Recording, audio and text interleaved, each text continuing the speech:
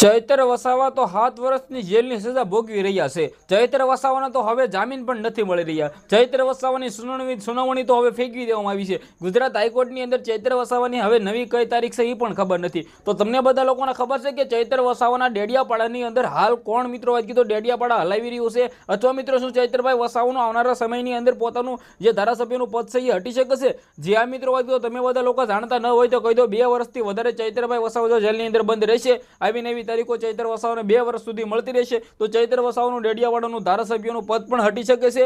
અને મિત્રો કીધું આદિવાસી સમાજના લોકો જે મિત્રો કીધું રાહ જોઈને બેઠા હતા કે ચૈત્ર વસાવા ચૂંટણી લડશે, તમે તેને જીતાડશો, પરંતુ 13 વર્ષ સુધી ચૈત્ર વસાવા ચૂંટણી પણ નહીં લડી શકે।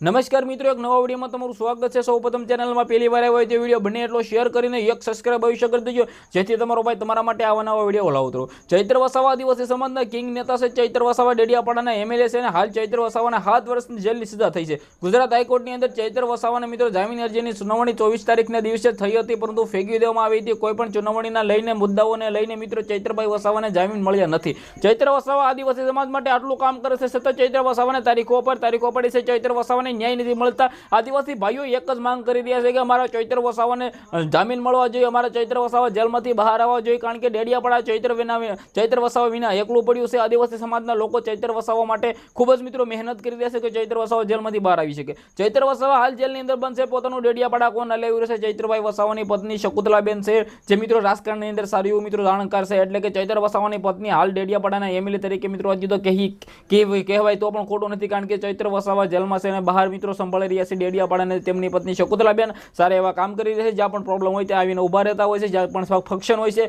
જ્યાં પણ રેલી હોય છે, ત્યાં ચૈત્ર વસાવાની પત્ની જાય છે। તો આદિવાસી સમાજ માટે ચિંતા કરવાની જરૂર નથી, પરંતુ ચૈત્રભાઈ વસાવા જેલમાંથી બહાર આવી જાય એ પણ આપણે આશા રાખશું। વિડીયો બને એટલો શેર કરો, ફોલો કરો। આજના વિડીયોમાં ત્યાં જ માહિતી આપણે એક નવો વિડીયો મળીએ।